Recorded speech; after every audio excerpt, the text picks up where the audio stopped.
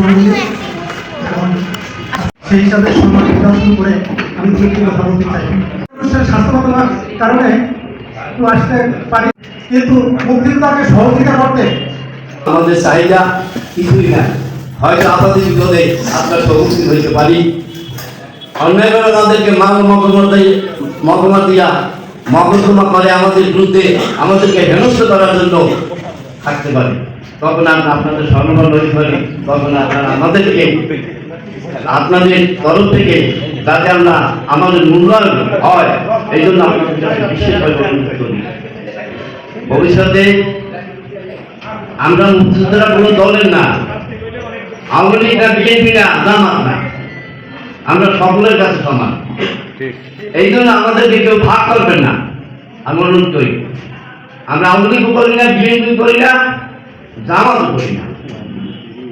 যারা স্বাধীনতার পক্ষে শক্তি তাদেরকে আমরা ভালোবাসি, আর স্বাধীনতার বিপক্ষে যারা তাদেরকে আমরা ওই ঘৃণা করতে চাইছিলাম। যতদিন আছি ততদিন করবে ইনশাআল্লাহ। তাই আর আমি একটা কথা বলে যাই, এই দেশে ইতিহাস থাকবে না, ইতিহাস আস্তে আস্তে মুক্তিযুদ্ধের ইতিহাস ধ্বংস হবে। তবে আমি একটি কথা বলতে চাই, মাননীয় নির্বাহী কর্মকর্তা আপনি একটু দেখেন কাজ করলে আমাদের এই মুক্তিযুদ্ধের নামটা যেন আমরা দেখি যে অমুকের নামে 1 কিলোমিটার রাস্তা দিয়ে মুক্তিযোদ্ধার নামে, একটা শহীদ পরিবারের নামে 8 কিলোমিটার রাস্তা, সেইটা যেন আমরা দেখতে পারি পরম ধর্মে। আমাদের আর কোনো বলার কিছু 20 লক্ষ শহীদ এবং 2 লক্ষ না পড়ে ইজ্জতের বিনিময় অর্জিত হয়েছিল সেদিনের এই বাংলার স্বাধীনতা। আমরা পেয়েছিলাম একটা লাল সবুজের পতাকা, পেয়েছিলাম একটা ভূখণ্ড, আমরা পেয়েছি একটা মানচিত্র, আমরা পেয়েছি আমাদের নাগরিক অধিকার, আমরা পেয়েছি আমাদের ভোটের অধিকার, গণতন্ত্র।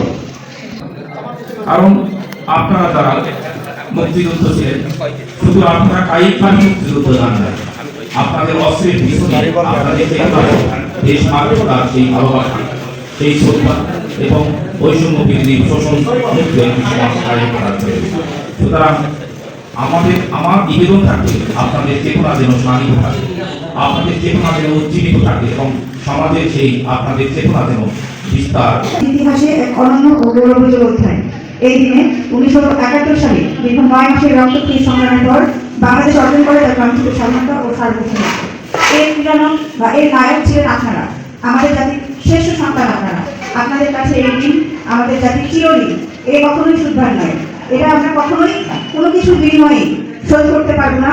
যে ত্যাগ তিতিক্ষা, যে পরিশ্রম, যে যানবাহনের নিরাপত্তা রিস্ক আপনারা নিয়েছেন, এটা আসলে অচিন্তনীয়। যে আপনারা এভাবে পরিবারকে পেছনে ফেলে, নিজের জীবনকে পেছনে ফেলে দেশকে সামনে রেখে এগিয়ে দিয়েছেন। মহান মুক্তিযুদ্ধ আমাদেরকে শুধু একটি স্বাধীন রাষ্ট্রের উপহার দেয়নি, বরং আমাদের শিখেছে ঐক্য, আত্মত্যাগ, শৃঙ্খলা ও দায়িত্ববোধের মূল্যবোধ। এই মূল্যবোধ সমূহ প্রশাসনিক কার্যক্রম পরিচালনার ক্ষেত্রেও আমাদের জন্য পথ নির্দেশক।